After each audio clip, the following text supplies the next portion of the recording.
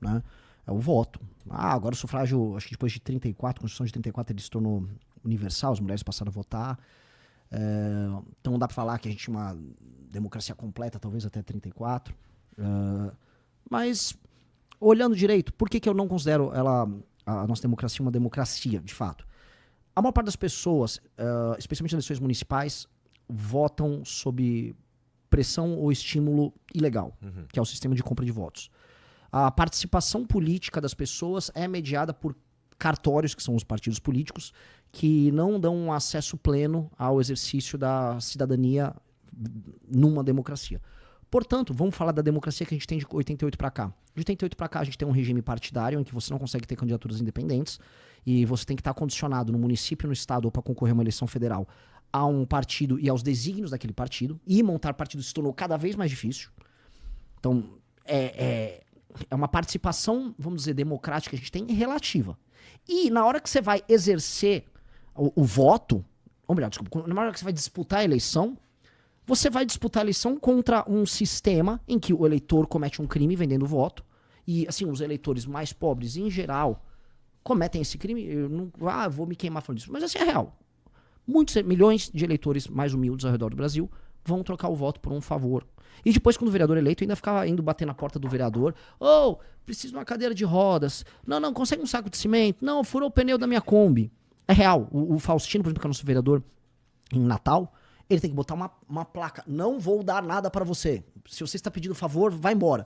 Porque assim, são às vezes dezenas de pessoas indo bater na porta do vereador pedindo. E o cara acha que ele tem direito a pedir aquilo. Ele acha que ele fez porque ele fez um favor.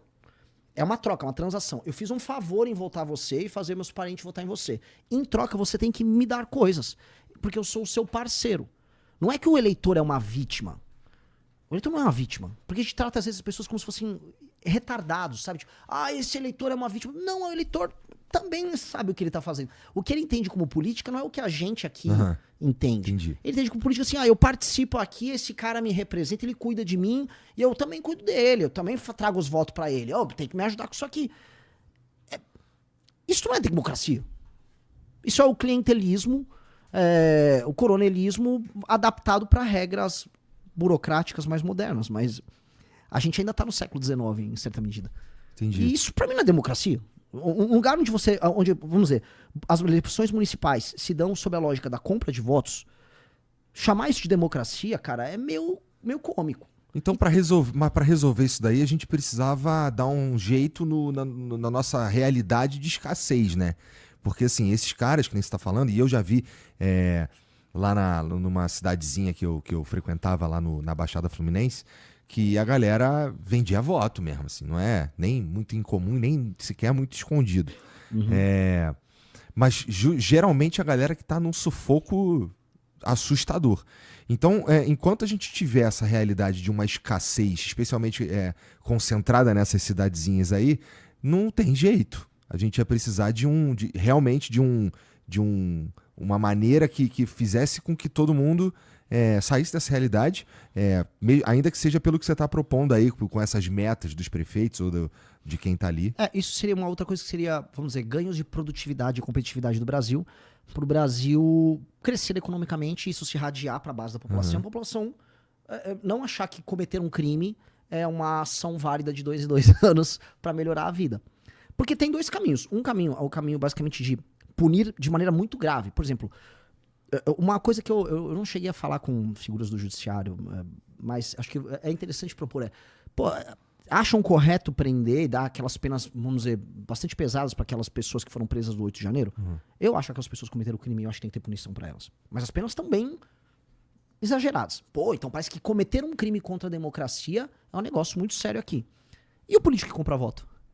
Para mim, o crime que ele comete é maior que o daquelas pessoas. Ele tá subvertendo o sistema democrático de 2 em 2 anos, através da corrupção, e é da corrupção do dinheiro desviado ao caixa 2, o dinheiro não lançado, porque esse dinheiro não vai lançar, comprei a Dona Maria no bairro tal, e termina com esse dinheiro desviado pela compra em si do voto. E o eleitor comete um crime em vender. Todo esse processo tem que, vamos dizer, ter penas muito duras e um sistema de fiscalização eleitoral muito duro. Então tem que ter um elemento de coerção do Estado pesadíssimo nisso. E 2, a gente tem que fazer com que essas pessoas não considerem, assim, estamos em 2025, que a eleição é um evento que acontece de 2 em 2 anos que você faz um favor pra alguém e em troca ele te faz outra. É uma transação. Definitivamente, uma sociedade que as pessoas dependem disso, uma sociedade que deu merda, né? E aí a gente ainda chama isso de democracia. Falar que isso é democracia, assim, honestamente, o problema do Xandão, que é um problema concreto na democracia, é pequeno perto disso. Porque se ele é um problema, existem milhares de micro-xandões que não são do judiciário, são da política, cometendo um crime que pra mim é maior do que qualquer outro. Que é a deturpação própria da ideia de democracia. Entendi. E, assim, pensando, já que a gente tá falando de eleição e tudo mais, como é que tu vê o cenário pro ano que vem, cara? Primeiro, a gente tem o Lula, que tá falando que vai concorrer de novo, né? Ele tá falando que, pô, se... eu vi ele falando isso em algum lugar, que concorreria de novo e tal. E a gente tem o Bolsonaro, e aqui vai abrir uma porrada de coisa. Que, bom, primeiro, ele tá pra ser preso, ou tudo indica que ele será preso, e a gente não tá inelegível, e a gente não sabe direito quem é o cara que vai concorrer por uma dita direita. Porque também é interessante que no Brasil a direita é confundida, de certa forma, Sim. com o bolsonarismo, né? Se tu é de direita, tu é bolsonarista. Sim. Né? Bom, eu vivo... Minha vida é isso. Então, e aí, cara? E o ano que vem a gente tem eleições que prometem ser tensas de novo, né? Sim. Bom, o que eu posso colocar? O bloco da direita, o que a gente chama de direita no Brasil, ele está agora numa fase final de absorção pelo centrão. Então, a direita, ela surgiu como fenômeno de internet, idos de 2000 e... A gente tem os primeiros ecos disso com o Olavo de Carvalho, até 2010, Reinaldo Azevedo, revista Primeira Leitura e tal. Uhum. Na década seguinte, a gente tem 2013, a apropriação das ruas de